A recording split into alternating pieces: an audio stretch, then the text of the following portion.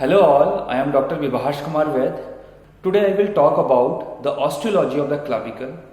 This is the clavicle bone, and the word clavicle, which is derived from the Latin, that means is small key. And in case of the male, this clavicle is also called as collarbone, and in case of the female, this clavicle is also called as beauty bone. The clavicle supports the shoulder so that arm can swing freely away from the trunk, and it also transfers the weight of the upper limb to the sternum. Then when you see the clavicle, it has a cylindrical portion and two ends. Clavicle present in paired. So how will determine the site of the clavicle? When you go for the site determination, you always remember the clavicle has two ends and one cylindrical portion called shaft. So the lateral end of the clavicle is flattened above to downward. So this end is lateral. Then the medial end is quadrilateral. So this quadrilateral end keep in medially. Then when you see the shaft of the clavicle, the anterior border of the shaft, the medial 2/3 of the anterior border of the shaft is anteriorly convex, and the lateral border, lateral 1/3 of anterior border is anteriorly concave. The superior surface of the clavicle is smooth as compared than the inferior surface. Inferior surface is rough. So these are some points which helps during the site determination. This clavicle has various peculiarities. These peculiarities are: it is the only long bone which lies horizontally in the body. Then this clavicle is throughout subcutaneous.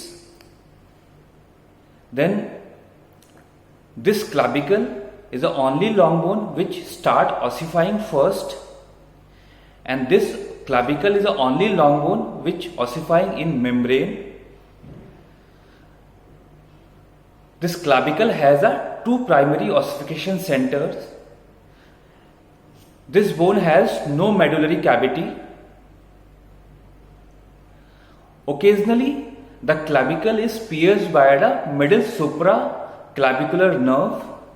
The clavicle receives weight of the upper limb by a lateral 1/3 through the coracoclavicular ligament and transmit to the axial system by a medial 2/3.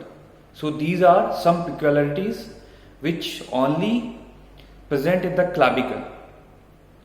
Now we'll talk about the features of the clavicle.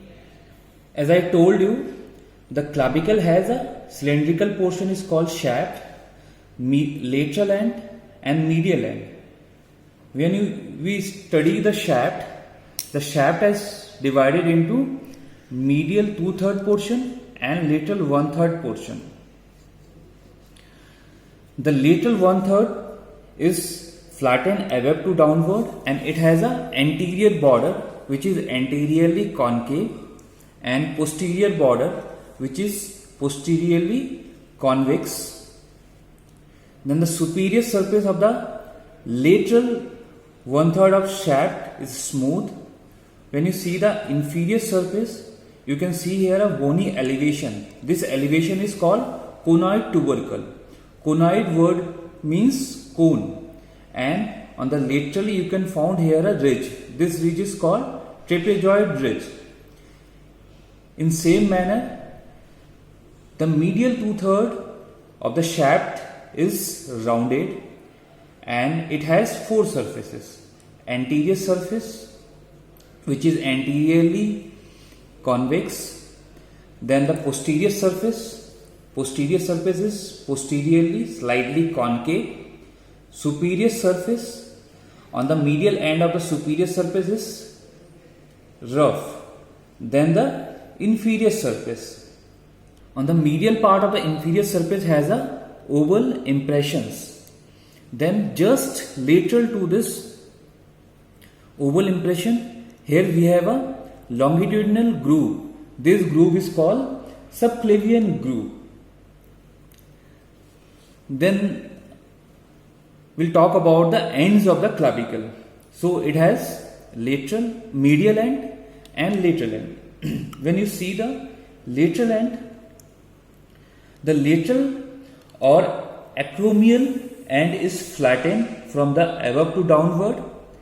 It bears a facet. You can see here.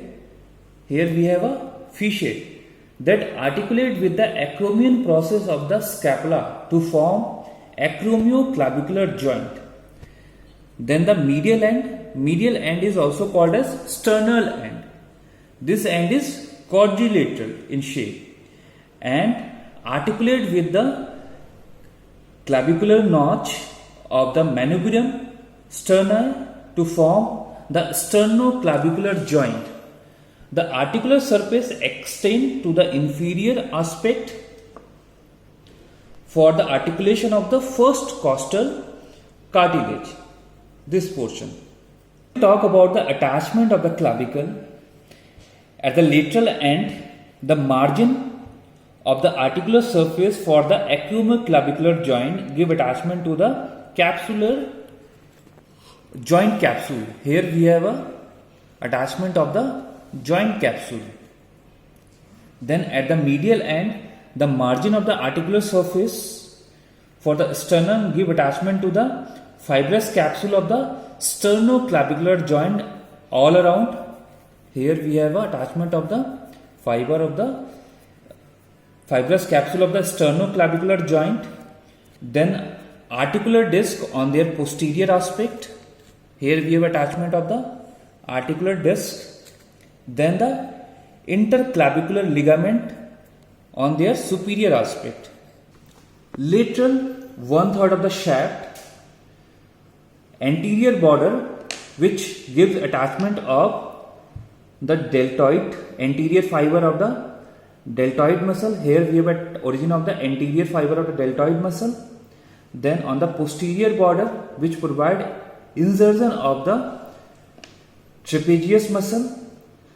This border which provide insertion of the trapezius muscle. Then on the inferior surface we have a conide tubercle and trapezoid ridge. On this conide tubercle and trapezoid ridge we have attachment of the conide and trapezoid part of coracoclavicular ligament. From here we have attachment of the conide and trapezoid part of coracoclavicular ligament. Then on the attachment on the medial 2/3, the most of the anterior surface. From here we have a origin of the fiber of the pectoralis major muscle. From here we have a origin of the pectoralis major muscle. Then the half of the rough superior surface. From here we have a origin of the clavicular head of the sternocleidomastoid muscle. From here we have attachment of the clavicular head of the SCM muscle, sternocleidomastoid muscle. Oval impression of the inferior surface of the medial end which provide attachment of the costoclavicular ligament. Then this subclavian groove which gives insertion of the subclavius muscle, and the margin of the subclavian groove which provide attachment of the clavipectoral fascia. So this groove which provide insertion of the subclavius muscle, and this margin we have attachment of the clavipectoral fascia. The posterior surface close to the medial end, somewhat here we have a insertion of the sternohyoid muscle. Then the subclavian vessels and cord of the brachial plexus passes toward the axilla, lying between the inferior surface of the clavicle and upper surface of the first rib. The subclavius muscles act as a cushion. Clavicle is commonly fractured via the falling on the outstretched hand. The most common site of fracture is junction between the two curvature of the bone, which is the weakest point. The lateral fragment is displaced downward via the weight of the limb, as trapezius muscle along is unable to support the weight of the upper limb. Clavicle may be congenitally absent or underdeveloped in disease called the cleidocranial dysostosis. In this condition, the shoulders drop and can be approximately anteriorly in front of the chest. This is all about the osteology of the clavicle. I hope you all understood the topic. Thank you.